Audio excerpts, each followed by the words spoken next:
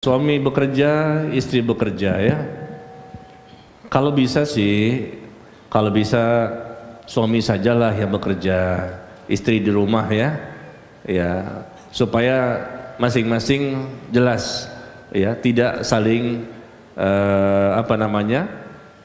tidak saling lepas kewajiban yang harus mereka lakukan kepada pasangan hidupnya. Karena begini, kalau masing-masing bekerja biasanya sih ya, maka ketika suami pulang ke rumah bisa jadi tidak bertemu dengan istrinya, belum pulang. Istri pun pulang ke rumah bisa jadi belum ketemu dengan suaminya. Apalagi ketika mereka memiliki anak, lebih susah lagi. Karena pernah ya ada di daerah Depok sana, suami istri itu bekerja.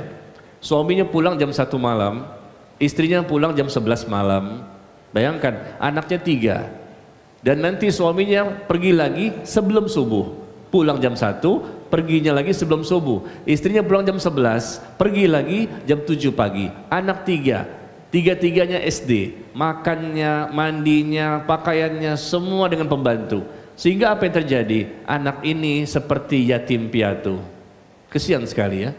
Maka yang terbaik adalah di rumah. Mereka istri itu memang terbaik di rumah. Mereka membereskan rumah tangga, ya, membersihkan apa yang perlu dibersihkan, siapkan anak-anak dengan kebersihannya, kemudian siapkan makanannya, hidangan yang mereka siapkan untuk suaminya, menanti kedatangan suaminya. Kamu mungkin pulangnya siang, mungkin pulangnya malam. Kalau bisa istri jangan makan dulu.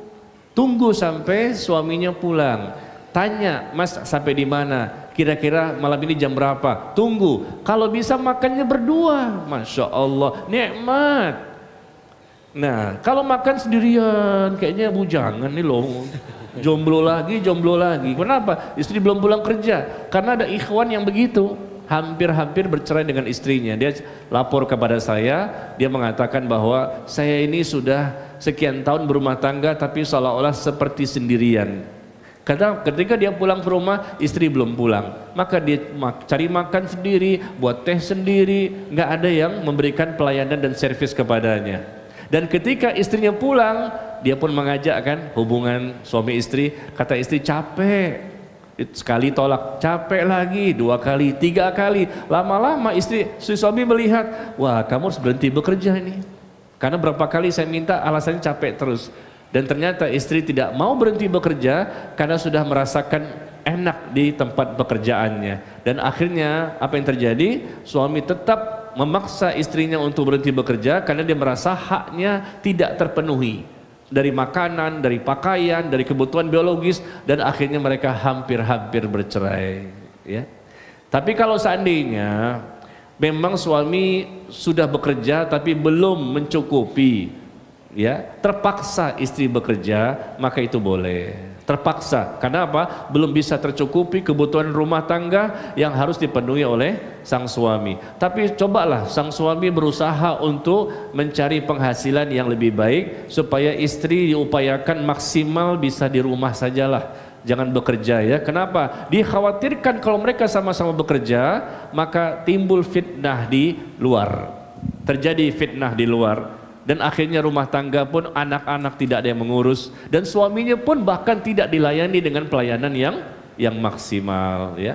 Jadi kalau suami pulang disambut sama istri dengan tersenyum, dicium tangannya, dijawab salamnya, dan mereka saling berciuman, berpelukan, alangkah enaknya. Tapi kalau suami pulang istri nggak ada, yang meluk siapa? Pembantu.